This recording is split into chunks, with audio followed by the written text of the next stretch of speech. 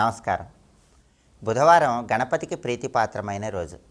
ముఖ్యమైన కార్యనిమిత్తమై బయటికి వెళ్ళేటప్పుడు అనుకున్న పనులు అనుకున్నట్లు సులభంగా పూర్తి కావాలంటే కార్యసిద్ధి గణపతి మంత్రాన్ని 11 సార్లు చదువుకొని ఆ తర్వాత పని మీద బయటికి వెళ్ళాలి. ఆ శక్తివంతమైన కార్యసిద్ధి గణపతి మంత్రం ఏంటో ఇప్పుడు మనం చూద్దాం. ఓం క్లీం గం గణపతయే నమః. గం గణపతయే నమః అనే మంత్రంలో క్లీం అనే బీజాక్షరం వచ్చినట్లయితే దాన్ని కార్యసిద్ధి గణపతి మంత్రం అనే పేరుతో పిలుస్తారు. దీనివల్ల అద్భుతంగా అనుకున్న పనులు అనుకున్నట్లు దిగ్విజయంగా పూర్తి చేసుకోవచ్చు. అలాగే ముఖ్యమైన పని మీద బయటికి వెళ్ళేటప్పుడు కార్యసిద్ధి సులభంగా లభించాలంటే పంచాంగపరంగా కొన్ని ప్రత్యేకమైన విధి విధానాలు పాటించాలి. రాహుకాలము, యమగండము, దుర్ముహూర్తము, వర్జము వీటన్నిటినీ చూసుకొని వాటిని విడిచిపెట్టి అమృత ఘడియల్లో కానీ శుభ సమయంలో కానీ ముఖ్యమైన పనులన్నీ చేసుకోవాలి. అయితే పంచాంగంలో ఈ రాహుకాలము, యమగండము, దుర్ముహూర్తము, వర్జ్యాలకు ఉన్నటువంటి ప్రాధాన్యతను పరిశీలిస్తే ప్రధానంగా ఒక రోజులో ఉండేటటువంటి చెడు కాలాన్ని దుర్ముహూర్తము అంటారు. వర్జ్యం అంటే ఏంటంటే నక్షత్ర త్యాజ్యము అని అర్థం. అంటే ఏ రోజైనా సరే ఒక నక్షత్రం ఉన్నప్పుడు ఆ నక్షత్రం ఉన్న సమయంలో విడిచిపెట్టేదాన్ని వర్జ్యము అంటారు. ఆ నక్షత్రం ఉన్న సమయంలో దేన్నైతే తీసుకోవాలో దాన్ని అమృత ఘడియలు అంటారు. అమృత ఘడియల్లో ముఖ్యమైన పనులు చేసుకుంటే అద్భుత ఫలితాలు కలుగుతాయి. ప్రధానంగా దీర్ఘకాలిక అనారోగ్య సమస్యలకు మందులు వాడటం అనేది అమృత ఘడియల్లో ప్రారంభిస్తే చాలా మంచిది.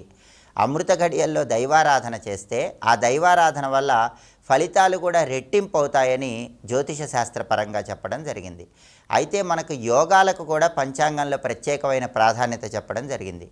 ముఖ్యమైన కార్యనిమిత్తమై బయటికి వెళ్ళేటప్పుడు ఆ పని దిగ్విజయంగా పూర్తి కావాలన్నా, శుభ కార్యక్రమాలన్నీ కూడా దిగ్విజయంగా విజయవంతం చేసుకోవాలన్నా క్రకచ యోగం ఉన్న రోజుల్లో ఎలాంటి పనులు కూడా చేయకూడదు. జ్యోతిష శాస్త్రంలో ఈ క్రకచ యోగానికి ప్రత్యేకమైన ప్రాధాన్యత చెప్పారు. క్రకచ యోగం అంటే ఏంటంటే వారము తిథి కలిపినప్పుడు 13 అనే సంఖ్య రాకూడదు. దీన్నే క్రకచ యోగం అంటారు.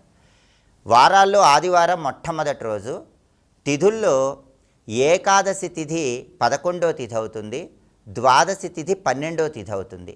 ఆదివారము ద్వాదశి కలిసి వస్తే వారాల్లో ఆదివారం మొదటి రోజు, ద్వాదశి తిథి 12వ తిథి కాబట్టి 1 + 12 కలిపితే 13 వస్తుంది. దీన్ని క్రకచ యోగం అనే పేరుతో పిలుస్తారు.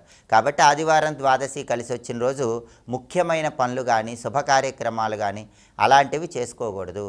అలాగే మంగళవారము దశమి కలిసి వచ్చినట్లయితే వారాల్లో మంగళవారం 3వది అవుతుంది. అలాగే దశమి తిథి 10వ తిథి అవుతుంది. 3 + 10 కలిపితే 13 వస్తుంది. దీన్ని క్రకచ యోగం అంటారు.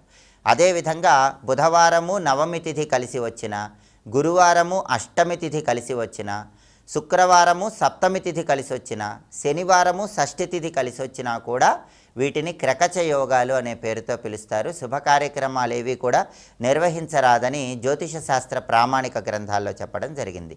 వీటన్నిటినీ చూసుకొని శుభ సమయాల్లో అమృత ఘడియలు ఉన్నప్పుడు ముఖ్యమైన పనులు చేసుకుంటే దానివల్ల అద్భుతమైన శుభ ఫలితాలు అందిపుచ్చుకోవచ్చు.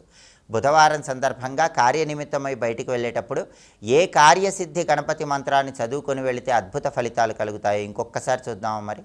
ఓం క్లీం గం గణపతయే నమః మంత్రజపం చేయండి. గణపతి అనుగ్రహం ద్వారా అనుకున్న పనులు అనుకున్నట్లు దిగ్విజయంగా పూర్తి చేసుకోండి. స్వస్తి.